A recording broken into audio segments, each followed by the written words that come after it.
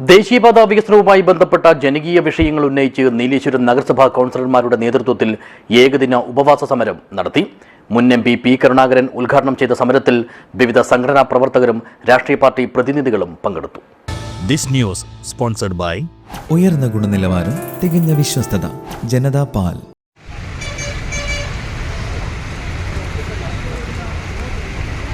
നമ്മളിവിടെ ആവശ്യപ്പെട്ടത് ആദ്യം മുതൽ തന്നെ എംബാങ്ക്ഡ്, അതായത് രണ്ടു ഭാഗവും മതിൽ കെട്ടി മണ്ണിട്ട് നിറച്ച് അതിന് മുകളിലൂടെ കടന്നു പോകുന്ന ഒരു ദേശീയപാത നിർമ്മാണം നീലേശ്വരം നഗരത്തിൽ വിഭാവനം ചെയ്ത ഘട്ടം മുതൽ ഇവിടെ എലിവേറ്റഡ് ബ്രിഡ്ജ് വേണമെന്നുള്ള ആവശ്യം ശക്തമായ രീതിയിൽ നമ്മൾ ഉയർത്തിക്കൊണ്ടേയിരിക്കുകയാണ്.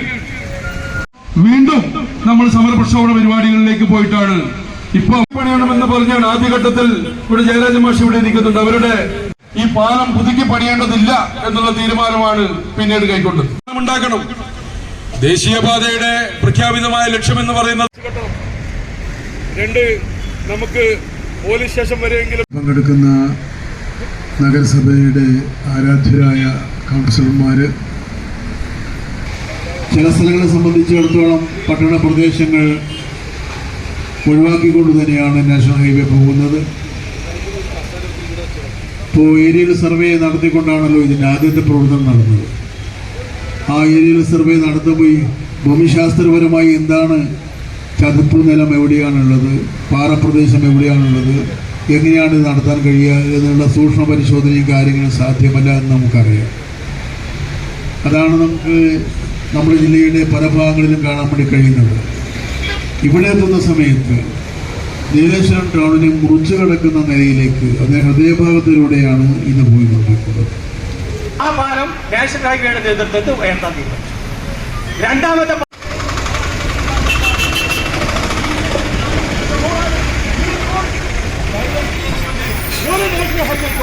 ഒത്തൊരുമിച്ച് മുന്നോട്ട് പോകണം. നിശ്ചയകാലം തുടരട്ടെ.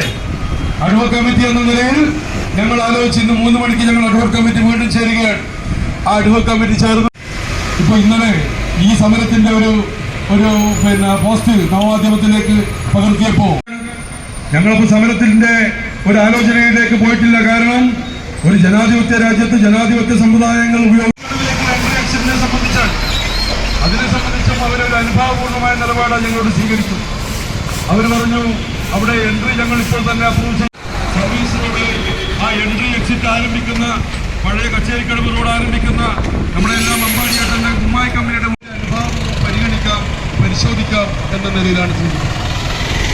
പക്ഷെ നമ്മുടെ മുഖ്യ ആവശ്യം വരുന്ന റോഡ് ഇപ്പൊ എവിടെയാണോ കിടക്കുന്നത് അതേ ഉയരത്തിലേക്കാണ് ആ റോഡ് നിലനിൽക്കുക.